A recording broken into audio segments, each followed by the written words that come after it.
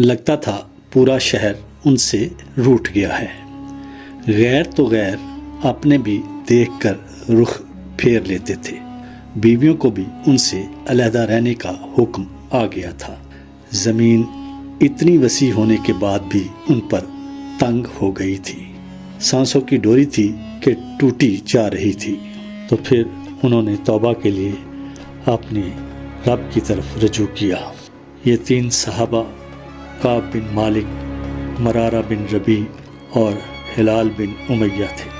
یہ واقعہ غزوہ تبوک کا ہے۔ بارگاہ نبوی سے حکم آیا تھا کہ کوئی مسلمان اگر معذور یا مجبور نہیں ہے تو وہ اس غزوے میں ہر حالت میں شریک ہو۔ اس وقت مسلمان طرح طرح کی مشکلات میں گھرے ہوئے تھے۔ سخت گرمی کا موسم تھا، کھجور پک چکی تھی اور یہی عربوں اور مدینے والوں کے لیے واحد روزی کا ذریعہ تھا۔ دوسری طرف تبوک کا سفر بڑا طویل اور بہت تکلیف دہ تھا۔ ایسا وقت بھی آیا کہ ایک اونٹ پر باری باری سوار ہوتے اور باری باری پیدل چلتے، صرف ایک کھجور پر ہی رات بسر کرنا پڑتی۔ پانی اتنا کم اور نایاب ہو گیا تھا کہ اونٹ ذبح کر کے ان کے پیٹ میں جو پانی تھا اس سے پیاس بجھانے کی نوبت آ گئی تھی۔ حالات کی سنگینی کی وجہ سے بعض مخلص مسلمان بھی لڑکھڑا گئے تھے، لیکن اللہ تعالیٰ کی خصوصی توفیق سے سفر جہاد پر روانہ ہو گئے۔ صحیح بخاری اور مسلم شریف میں اس حوالے سے جو روایت ہے، اس کے راوی خود ان تینوں میں سے ایک صحابی حضرت کعب بن مالک ہیں۔ آپ سے روایت ہے، جن دنوں غزوہ تبوک کے لیے تیاری ہو رہی تھی، میری صحت اور مالی حالت بہت اچھی تھی۔ میرے پاس سواری کے لیے 2 اونٹنیاں بھی تھیں۔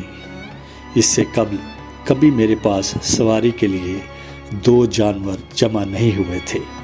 جمعرات کے دن حضور اکرم صلی اللہ علیہ وآلہ وسلم اپنے 30,000 جانثاروں کے ہمراہ تبوک کی طرف روانہ ہوئے۔ میں نے دل میں سوچا کہ چند ضروری کاموں سے جلدی جلدی فارغ ہو کر لشکر کے ساتھ جا ملوں گا۔ پہلا دن بھی گزر گیا، لیکن مجھے ان کاموں سے فراغت نہ ہوئی۔ دوسرا دن، پھر تیسرا دن بھی اسی طرح گزر گیا، لیکن میں فارغ نہیں ہوا۔ جب کئی دن گزر گئے تو میں نے خیال کیا اب تو لشکر بہت دور جا چکا ہوگا اور اب میرا جانا بے سود ہے، بے فائدہ ہے۔ چنانچہ میں نے لشکر کے پیچھے جانے کا ارادہ ترک کر دیا۔ جب میں بازار جاتا تو مجھے ان لوگوں کے سوا جو منافق ہو چکے تھے یا جو معذور تھے اور جنگ میں شرکت کے قابل نہ تھے، اور کوئی مسلمان دکھائی نہ دیتا تھا۔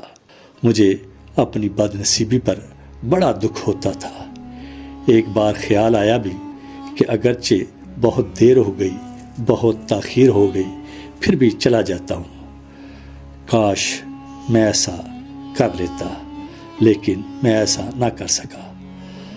وقت گزرتا گیا، یہاں تک کہ حضور اکرم صلی اللہ علیہ وآلہ وسلم کے بخیر و عافیت واپس آنے کی اطلاعات آنے لگی۔ مجھے رنج و غم نے آ لیا۔ میں سوچنے لگا کہ بارگاہ رسالت میں اپنی اس غیر حاضری کے لیے کیا عذر پیش کروں گا۔ خود بھی غور و خوض کیا اور دیگر سے بھی مشورے کیے۔ حضور اکرم صلی اللہ علیہ وآلہ وسلم جب مدینہ تشریف لائے تو یکا یک تذبذب کی کیفیت جاتی رہی اور دل میں ٹھان لیا کہ بالکل سچ سچ عرض کروں گا، کیونکہ اس بارگاہ میں اگر پناہ مل سکتی ہے تو سچ سے ہی مل سکتی ہے۔ جھوٹ بول کر تو مزید اپنے آپ کو ذلیل و رسوا کرنا ہوگا۔ آقا صلی اللہ علیہ وآلہ وسلم کی سنت مبارکہ تھی کہ جب سفر سے واپس تشریف لاتے تو سب سے پہلے مسجد میں جا کر 2 نفل ادا کرتے، اس کے بعد خاتون جنت حضرت فاطمہ رضی اللہ تعالی عنہا کے ہاں تشریف لے جاتے اور اس کے بعد ازواج مطہرات کے حجروں کو زینت بخشتے۔ جب آقا محمد صلی اللہ علیہ وآلہ وسلم مسجد تشریف لے آئے اور نفلوں سے فارغ ہو کر بیٹھے تو منافقین گروہ در گروہ حاضر ہو کر جھوٹے بہانے بنا کر پیش کرنے لگے، تو نبی اکرم صلی اللہ علیہ وسلم ان کے باطن کو اللہ تعالیٰ کی بارگاہ میں تفویض کر کے ان کی ظاہری عذرداریوں کو قبول فرماتے رہے۔ مجھے بھی بعض لوگوں نے ایسا ہی کرنے کا مشورہ دیا، لیکن میں نے خدمت اقدس میں حاضر ہو کر اپنی بد نصیبی کی سچی داستان عرض کر دی۔ آقا صلی اللہ علیہ وآلہ وسلم نے میری عرض گزاشت سن کر فرمایا، اس نے جو کہا ہے سچ ہے، جاؤ اٹھو، تمہارا فیصلہ اللہ تعالیٰ فرمائے گا۔ کئی لوگوں نے مجھے سرزنش کی کہ تم نے صاف گوئی سے کام لے کر اپنے آپ کو مصیبت میں گرفتار کر لیا ہے۔ میں نے خیال کیا کہ واپس جا کر کوئی جھوٹا عذر پیش کروں، لیکن پھر یہ خیال آیا کہ ایک گناہ تو یہ کہ جہاد میں شریک نہیں ہوا، اور دوسرا گناہ یہ کروں کہ بارگاہ نبوت میں جھوٹ بولوں۔ میں یہ جرت ہرگز نہیں کروں گا۔ میں نے لوگوں سے پوچھا کہ کسی اور کو بھی اسی طرح کا حکم ملا ہے، تو بتایا گیا کہ ہلال بن امیہ اور مرارہ بن ربیع کو بھی یہی فرمایا گیا ہے۔ آقا صلی اللہ علیہ وآلہ وسلم نے لوگوں کو ہمارے ساتھ بات چیت کرنے سے بھی منع فرما دیا۔ اب ہمارے ساتھ نہ کوئی ہم کلام ہوتا تھا اور نہ ہی ہمارے اسلام کا جواب دیتا۔ ہمیں یوں محسوس ہونے لگا کہ یہ وہ لوگ ہی نہیں جو پہلے تھے اور جن کو ہم جانتے تھے، یہ وہ دیس ہی نہیں ہے جس میں ہم نے پوری عمر گزاری ہے، بلکہ یہ کوئی نیا دیس ہے جس کے کوچہ و بازار اور در و دیوار ہمارے لیے بالکل غیر مانوس ہو گئے ہیں۔ مجھے یہ اندیشہ کھائے جا رہا تھا کہ اگر اسی حالت میں موت آ گئی اور آقا صلی اللہ علیہ وآلہ وسلم نے نماز جنازہ نہ پڑھائی تو کیا بنے گا۔ میرے دوسرے دونوں ساتھی تو رات دن گریہ زاری میں گزار دیتے، انہیں دنیا مافیا کی کوئی خبر نہ تھی، انہوں نے تو باہر نکلنا ہی بند کر دیا تھا، جبکہ میں کبھی کبھی بازار جاتا، لیکن نہ کوئی مجھے سلام کہتا اور نہ کوئی میرے سلام کا جواب دیتا۔ ایک روز میں لوگوں کی سرد مہری سے تنگ آ کر اور مایوس ہو کر اپنے چچا زاد بھائی ابو قتادہ کے پاس چلا گیا، جو اس وقت باغ میں تھے۔ مجھے اس سے بڑی محبت تھی۔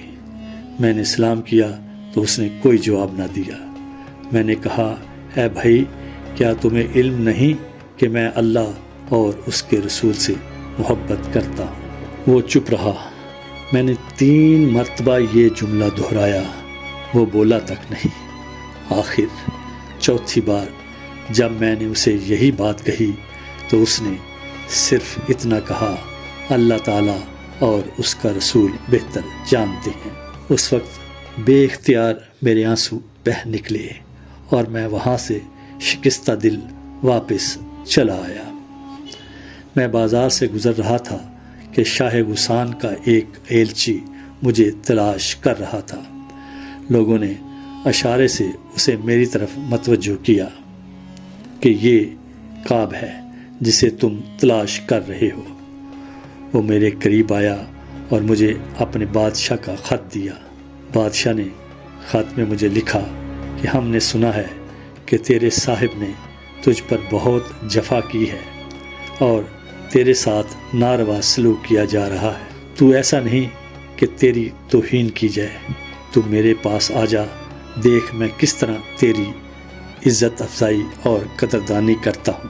یہ پڑھ کر میں آگ بگولا ہو گیا اور میں نے اس خط کو نظر آتش کر دیا اور اسے کہا کہ اپنے بادشاہ کو کہنا کہ اس کے خط کا میرے پاس یہی جواب تھا۔ میں نے اپنے دل میں کہا، میری بدبختی ملاحظہ ہو کہ اب ایک کافر کو بھی یہ جرت ہو رہی ہے کہ میرے ایمان پر ڈاکہ ڈالے۔ اسی رنج و الم میں 40 دن گزر گئے۔ 40ویں دن حکم ہوا کہ ہم اپنی بیویوں سے بھی الگ رہیں۔ چنانچہ میں نے اپنی بیوی کو اس کے میکے بھیج دیا۔ میں نماز پڑھنے کے لیے مسجد نبوی جایا کرتا تھا اور آقا محمد صلی اللہ علیہ وآلہ وسلم کو سلام عرض کیا کرتا تھا، اور پھر یہ دیکھتا کہ کیا لب مبارک کو جنبش ہوئی یا نہیں۔ جب میں نماز میں مشغول ہوتا تو سرور دو عالم اپنی نگاہ لطف کو میری طرف مبذول فرماتے، اور جب میں فارغ ہوتا تو رخ پھیر لیتے۔ یہ لمحے میرے لیے بڑے صبر آزما تھے۔ 50ویں رات کو ہماری توبہ کی قبولیت کی آیات نازل ہوئیں۔ صبح کی نماز کے بعد حضور اکرم صلی اللہ علیہ وآلہ وسلم نے اعلان فرمایا۔ صحابہ کرام دوڑے ہوئے مبارک دینے آئے۔ سب سے پہلے جس نے مجھے یہ عظیم خوشخبری سنائی وہ حمزہ الاسلمی تھے۔ میں نے فرط مسرت میں اپنے دونوں کپڑے اتار کر اس کی نظر کر دی۔ پھر میں بارگاہ رسالت صلی اللہ علیہ وآلہ وسلم میں حاضر ہوا۔ سب ساتھی جوک در جوک مجھے مبارکباد دینے آ رہے تھے۔ حضرت محمد صلی اللہ علیہ وآلہ وسلم کا چہرہ انور خوشی سے چمک رہا تھا۔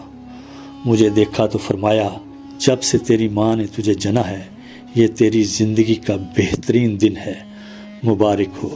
یہ ان 3 پاک باز صحابہ کا ذکر ہے جنہوں نے منافقوں کی طرح اللہ کے رسول کی جناب میں جھوٹ بولنے کی گستاخی نہیں کی، اور آخرکار اللہ کی نگاہ لطف و عطا ان کی طرف مائل ہوئی اور ایسا ابر رحمت برسا کہ قیامت تک ان کی توبہ کا ذکر قرآن مجید کا حصہ بن گیا۔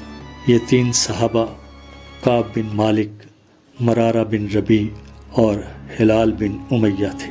ان کے بارے میں قرآن مجید کی سورہ توبہ میں ارشاد باری تعالیٰ ہے، اور ان تینوں اصحاب پر بھی نظر رحمت فرما دی گئی جن کے فیصلے کو مؤخر کیا گیا تھا، یہاں تک کہ جب زمین باوجود کشادگی کے ان پر تنگ ہو گئی اور خود ان کی جانیں بھی ان پر بھاری ہو گئیں، اور انہیں یقین ہو گیا کہ اللہ کے عذاب سے پناہ کا کوئی ٹھکانہ نہیں بجز اس کی طرف رجوع کرنے کے۔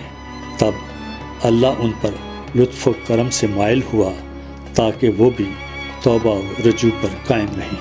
بے شک اللہ ہی بڑا توبہ قبول کرنے والا نہایت مہربان ہے۔